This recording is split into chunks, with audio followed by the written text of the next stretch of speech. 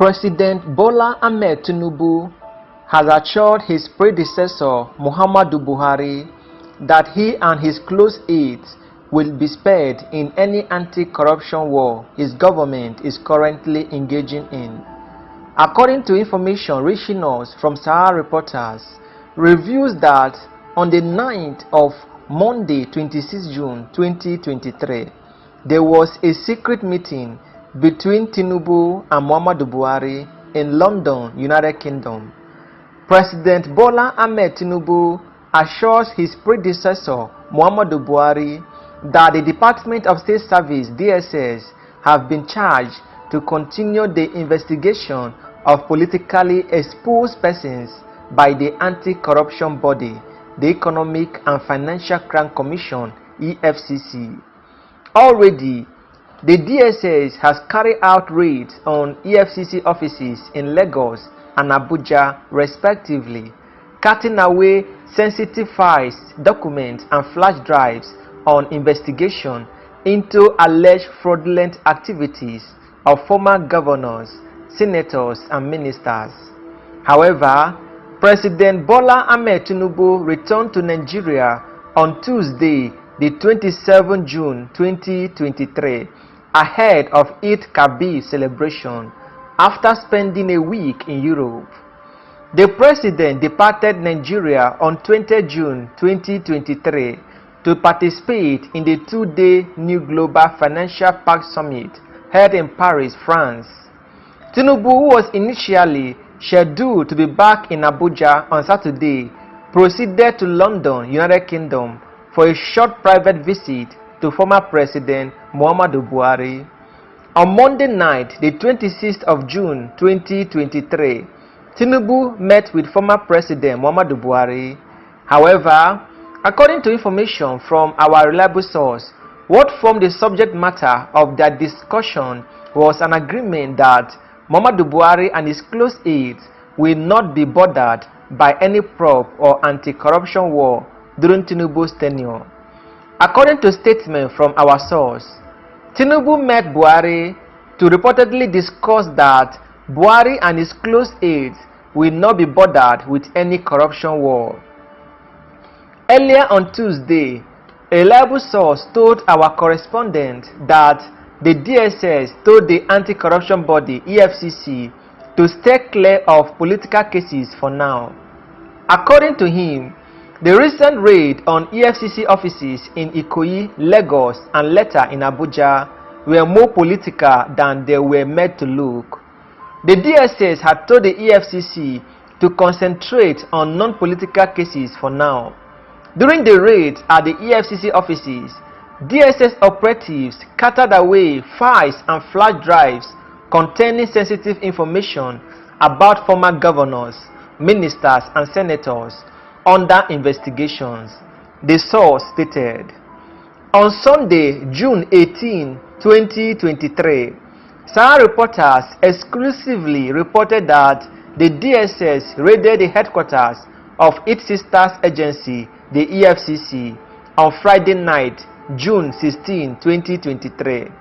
It was reported that the raid lasted early Saturday morning. The action was undertaken under the cover of the night to prevent the public from knowing about it. EFCC personnel were also instructed not to mention anything concerning the raid to members of the public. An insider had told Sahara reporters at the time that the DSS was working in the interest of someone very important to President Bola Ahmed Tinubu. However, another source said it might be linked to the recent closure of the EFCC office in Ikoyi, Lagos by the DSS.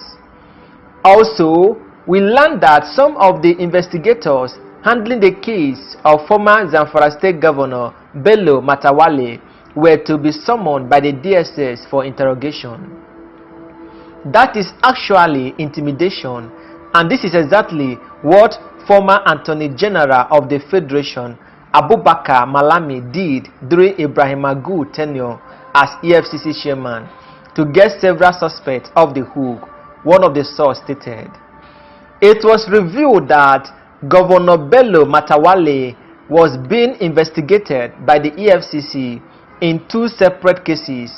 One of them is a case involving his private company, which got money from the National Security Advisor's Office without executing the contract, which was investigated under the chairmanship of Ibrahim Magu.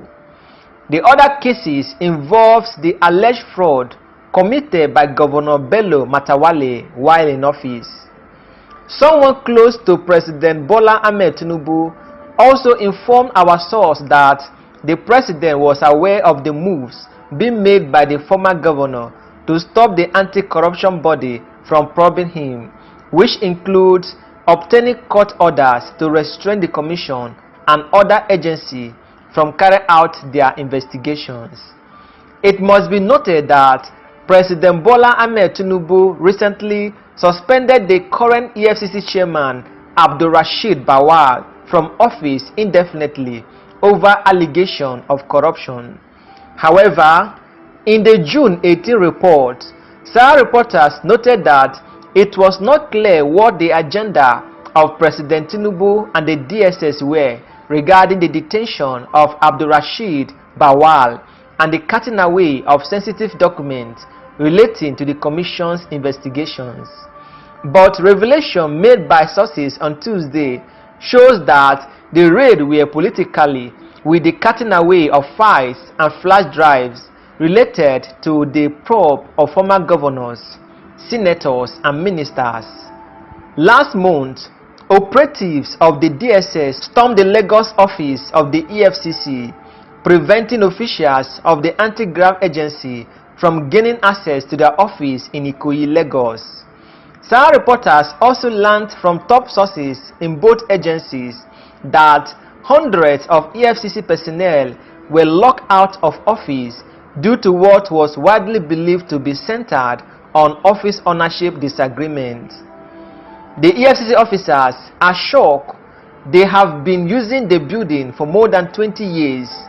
Several suspects are in there and there are fears that some might have been illegally released, a top source stated. However, President Bola Ahmed Tinubu later ordered the DSS to vacate the EFCC office immediately, stating that if there were issues between the two important agencies of government, they should be resolved amicably.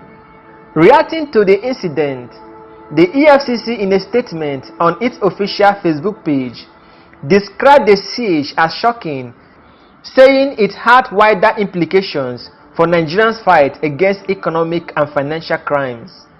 The operatives of the Lagos State Command of the Economic and Financial Crime Commission (EFCC) arrived at their office on number 15 Awolowo Road, Ikoyi, in the morning on 30th May 2023 to be denied entry by agents of the Department of State Services (DSS), who had barricaded the entrance with armored personnel carriers. The development is strange to the Commission, given that we have cohabited with the DSS in that facility for 20 years without incident. By denying operatives access to their offices, the Commission's operation at its largest hub with over 500 personnel, hundreds of exhibits and many suspects in detention have been disrupted. Cases scheduled for court hearing have been aborted, while many suspects who had been invited for questioning are left unattended. Even more alarming is that suspects in detention are left without care, with grave implications for their rights as inmates. All of these have wider implications for the nation's fight against economic and financial crimes. The siege is inconsistent with the synergy expected of agencies working for the same government and nation, especially when there are ongoing discussions on the matter, the statement from our top source concluded.